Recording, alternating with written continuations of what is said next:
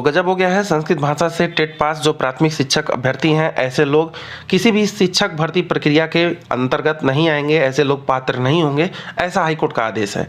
अब ज़्यादा अभ्यर्थी जो लोग टेट संस्कृत पास हैं, ऐसे लोग काफ़ी इस समय अचरज में हैं कि हम लोगों का क्या होगा। हम लोग तो टेट में संस्कृत विषय ही लिए थे और ऐसे में हम लोगों का अब क्या होगा, हम लोगों की मार्कशीट का क्या होगा, क्या हम लोगों का जो चयन हो चुका है, क्या हम लोग बाहर हो जाएंगे। तो तमाम तरह की बातें चल रही हैं। तो चलिए इसको विस्तार से बताते हैं, थोड़ा सा न्यूज़पेपर के माध्यम से दिखाते हैं ये खबर आखिर चल क्यों रही है। इस संस्कृत भाषा में जो टीईटी पास प्राथमिक शिक्षक अभ्यर्थी हैं, ऐसे अभ्यर्थी शिक्षक चयन प्रक्रिया के पात्र नहीं होंगे। हाईकोर्ट का ऐसा आदेश है। आपको हम फटाफट बताएं ये क्या पूरा न्यूज़ है। 2013 में वैकेंसी आई थी 10,000 के आसपास और उसी समय टेट का भी आयोजन हुआ था।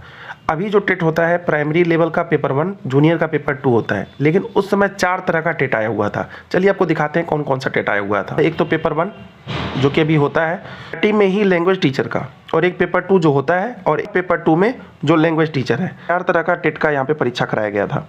उस समय क्या हुआ, कुछ अभ्यर्थी ऐसे थे जो लैंग्वेज टीचर पास थे और उन्होंने उस 10,000 वाली वैकेंसी में आवेदन किया था। ऐसे में अभ्यर्थी का जब चयन हुआ तो बीएससी ने क्या किया, इन लोगों को जॉब से बाहर निकाल दिया। बोला कि ऐसे लोगों को हम नहीं रखेंगे जो लोग टेट नहीं पास हैं। तो इन्होंने कहा हम तो टेट पास ही हैं। बीएससी का कहना था कि आप जो टेट पास हैं वह लैंग्वेज टीचर के लिए पास हैं, तो लैंग्वेज टीचर के लिए इसमें एलिजिबल नहीं होंगे। जबकि ये वैकेंसी जब निकला था तो उसमें ये नहीं कहीं कहा गया था कि आप कौन सा टेट पास होंगे, लैंग्वेज वाला या टेट पास होंगे। ठीक है, साफ साफ कहा गया था कि अध्यापक पात्रता परीक्षा आपको क्वालिफाई होना चाहिए। तो अभ्यर्थी इसको लेकर के सिंगल बेंच कोर्ट में चले गए, इलाहाबाद हाई कोर्ट में।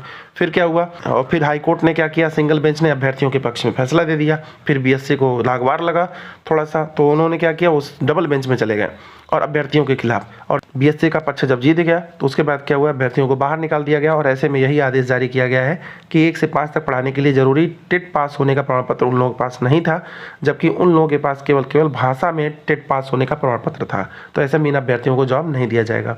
तो ये बात उन अभ्यर्थियों के लिए है जो पहले वैकेंसी में भरे हुए थे।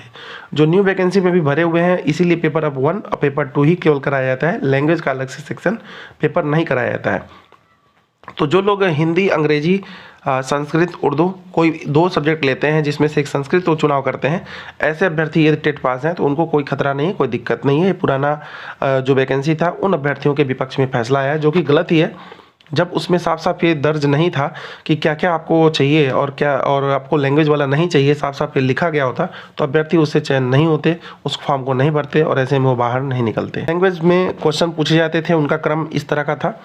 जबकि अगर बात करें तो शैक्षिक अर्हता जो मांगी गई थी उस फॉर्म में आवेदन के समय, उसमें साफ साफ ये लिखा गया था कक्षा 1 से 5 हेतु अध्यापक पात्रता परीक्षा सफलतापूर्वक उत्तीर्ण हो। जबकि 1 से 5 में जो टेट का फॉर्म डलवाया गया था उस समय 2013 में, उसी समय लैंग्वेज का भी उसी 1 से 5 के सेक्शन में डलवाया गया था, जिससे अभ्यर्थी उत्तीर्ण थे। तो इसी कारण जो है इन्हें बाहर किया गया है। इसी को देखते हुए अभ्यर्थी फिर सुप्रीम कोर्ट जाने की तैयारी में है। फिलहाल अभी आगे क्या होगा बस वेट रहेगा, और कुछ और जानकारी आती है चैनल के माध्यम से बताया जाएगा। अभी के लिए बस इतना ही, धन्यवाद।